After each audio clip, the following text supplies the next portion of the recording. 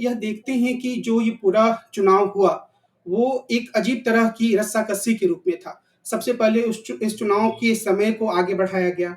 उसके बाद जब चुनाव का दौर आया, तो आम आदमी पार्टी पर लगातार हमला किया गया। ऐसा लगा कि जैसे मनीष सिसोदिया को गिरफ्तार कर लिया जाएगा, आम आदमी छवि को नुकसान पहुँचाने की कोशिश की गई। मैं यह नहीं कहता हूँ कि इसमें सही क्या था, गलत क्या था, लेकिन हर कोई ये समझ सकता है कि ये चुनावी रणनीति के रूप में भारतीय जनता पार्टी के द्वारा इस्तेमाल किया जा रहा था, क्योंकि उसके बाद ये मामला तकरीबन शांत हो गया।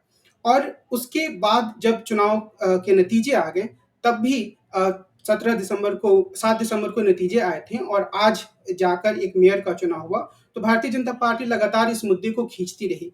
तो आपको क्या लगता है कि यह जो मेयर के चुनाव का जो नतीजा सामने आया है, वह भारतीय जनता पार्टी के सामने एक परसेप्शन का संकट खड़ा करता है कि आखिर वह क्षमता धीरे-धीरे उसके हाथ से निकलती जा रही है कि वह किसी भी तरीके से अपनी मनमर्जी कर सकती है, जैसा कि वो देश के अन्य भागों में करती रही है। इस पूरे घटनाक्रम को आप किस रूप में देखते हैं? बहुत-बहुत धन्यवाद कमल। मैं दिल्ली महानगर पालिका के चुनाव के ऊपर काफ़ी लिखता और बोलता रहा हूँ और उस चुनाव की जो रणनीति दोनों तरफ से अपनाई गई थी, उन रणनीतियों का भी मैंने काफ़ी विश्लेषण किया है। इसमें मैं 2-3 बातें कहूँगा बहुत संक्षेप में। पहली बात तो ये है कि भारतीय जनता पार्टी बहुत लंबे अरसे से महानगर पालिका के ऊपर काबिज थी। वो भारतीय पिछले 6 चुनाव हो चुके हैं, 6 में से एक भी चुनाव भारतीय जनता पार्टी नहीं जीती। लेकिन फिर भी भारतीय नगर महापालिका पर वो पिछले 2 या 3 चुनावों से काबिज थी। उसके खिलाफ बहुत ज़्यादा जनभावनाएँ थीं, एंटी इनकम्बेंसी बहुत जमा हो चुकी थी। कोई भी सर्वेक्षक, कोई भी निष्पक्ष ऑब्जर्वर जब दिल्ली में इन चुनाव की संभावनाओं के बारे में बात करता था, तब वो साफ कहता था कि भारतीय जनता पार्टी का सूपड़ा साफ हो जाएगा, उसको कोई भी वोट नहीं देगा, बहुत मुश्किल होगी उसे कुछ भी थोड़े बहुत वोट पाने में भी। यहाँ तक कि मेरे एक मित्र ने, जो कि आम तौर पर बहुत ही निष्पक्ष टीका-टिप्पणियाँ करते हैं और देश के बहुत बड़े चुनाव शास्त्री हैं, उन्होंने कि आम आदमी पार्टी अगर एक जीत जाएगी, तो इसको अगर आप मुहावरे के तौर पे देखें, तो स्थिति ये है। भाजपा पटलड़ा पूरी तरीके से आम आदमी पार्टी के पक्ष में झुका हुआ था। लेकिन जब नतीजे आए तो क्या हुआ? नतीजे जब आए तो आम आदमी पार्टी चुन गई और उसने एक स्पष्ट बहुमत भी प्राप्त कर लिया, लेकिन नतीजे इतने एकतरफा नहीं थे। भारतीय जनता पार्टी भी इन चुनावों में आम आदमी पार्टी को कड़ी टक्कर देते हुए दिखाई पड़ी। ऐसा क्यों हुआ? इसके लिए ज़रूरी है कि भारतीय जनता पार्टी ने उन चुनावों के लिए रणनीति अपनाई थी, उस रणनीति का हम एक जायज़ा लें। तो हम पाएँगे उस रणनीति के 3 प्रमुख पहलू थे।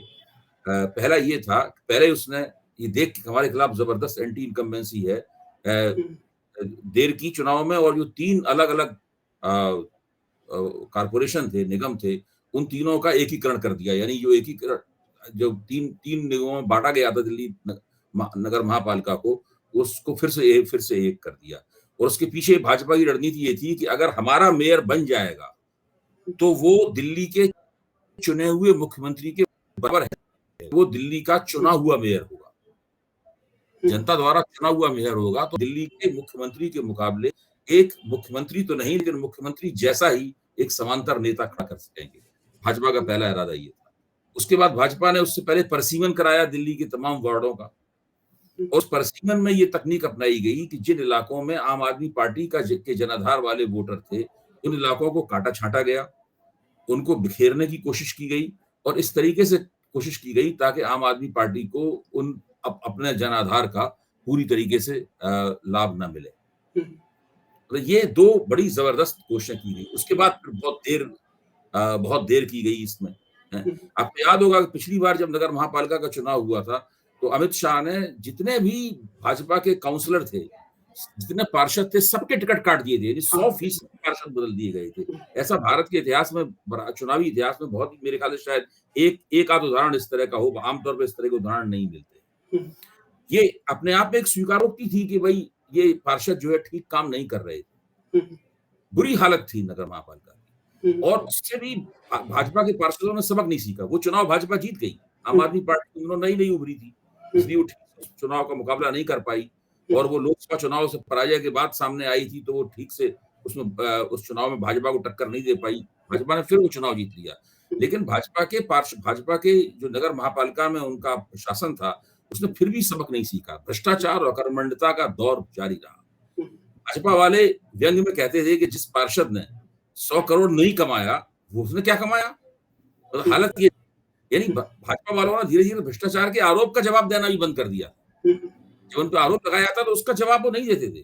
तो उन्होंने तीसरी रणनीति ये अपनाई कि उन्होंने आम आदमी पार्टी भ्रष्टाचार का न केवल आरोप लगाया, बल्कि मनीष सिसोदिया से लेकर और तमाम जगह छापे पड़वाने शुरू कर दिए और शराब नीति में स्कैम का, घोटाले का एक बहुत बड़ा मसला वो सामने ले आए। इसके लिए केंद्रीय एजेंसियों की भी मदद ली गई। जन्माष्टमी के दिन मनीष सिसोदिया घर पे छापा मारा गया था और उसके बाद भाजपा के तमाम प्रवक्ता सभी मंचों पे कह रहे थे कि 24 घंटे के अंदर मनीष सिसोदिया जेल में होंगे, 24 घंटे के अंदर मनीष सिसोदिया जेल में होंगे। हमने 1 विकेट डाउन कर दिया है, यानी सत्येंद्र रंजन जेल में हैं, दूसरा विकेट डाउन होने वाला है और तीसरा अरविंद केजरीवाल, वो विकेट भी हम डाउन करेंगे। ये सारे भाजपा के प्रवक्तागण ये लगातार कह रहे थे।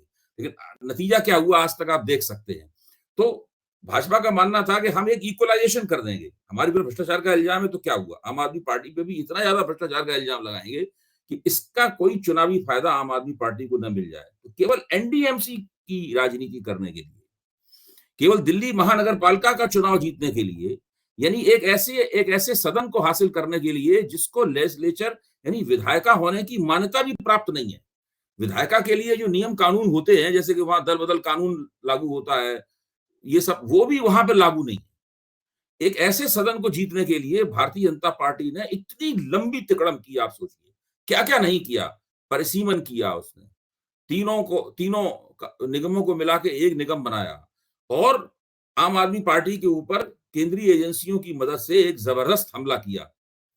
एक ऐसा हमला किया जो और कोई पार्टी होती और कोई नेतृत्व होता तो वो बुरी तरीके से हिल जाता और घर में सिर छुपा के बैठ जाता।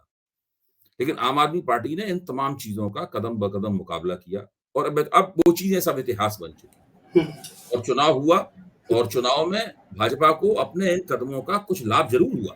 अगर लाभ ना होता तो भाजपा की 50 सीटें आती, बुरी तरीके से चुनाव हार जाती, लेकिन वो आम आदमी पार्टी को टक्कर देते हुए दिखी।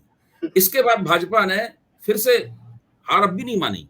इसके बाद उन्होंने मंसूबा ये बनाया कि हम किसी तरह से अपना मेयर चुनवा लेंगे और मेयर चुनवाने के लिए हर तरह का हथकंडा अपनाया गया। अब देखिए उन्होंने क्या किया, जिस वक्त चुनाव नतीजे आ रहे थे, मैं एक टीवी चैनल पे था, तो मेरे बगल में बैठे हुए एक वरिष्ठ पत्रकार ने मुझे बताया कि मेयर भाजपा का ही चुना जाएगा, ऐसा उन्हें लग रहा।